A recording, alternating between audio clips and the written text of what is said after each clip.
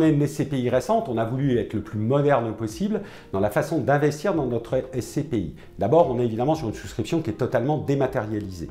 Ensuite, la souscription minimum est assez basse puisqu'elle correspond en fait à 6 parts, donc de 250 €, soit 1 500 €. Donc ce qui permet même pour un épargnant qui aurait peu à investir de pouvoir commencer à investir dans notre SCPI.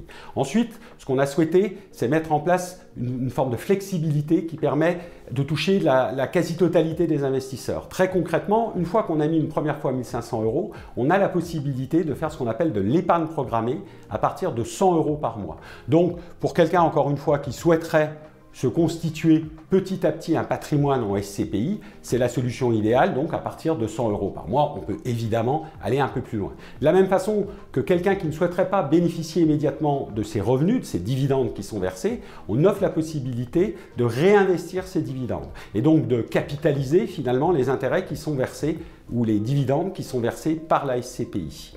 Donc ça, c'est ce qu'on offre en termes de flexibilité et qui permet de toucher à la fois des investisseurs, encore une fois, qui souhaitent évidemment percevoir des revenus immédiats, mais ceux qui voudraient ou qui souhaiteraient aussi se constituer des revenus à terme ou se constituer une épargne. Enfin, dernier élément, et non des moindres, qu'on pousse beaucoup, c'est la capacité de démembrer les parts de la SCPI, donc d'acheter seulement la nue propriété des parts. Très concrètement, on travaille avec une contrepartie, comme beaucoup de nos confrères de France Vallée, des fonds qui achètent l'usufruit des parts. Donc on a une clé de répartition entre 2 et 20 ans qui est préétablie.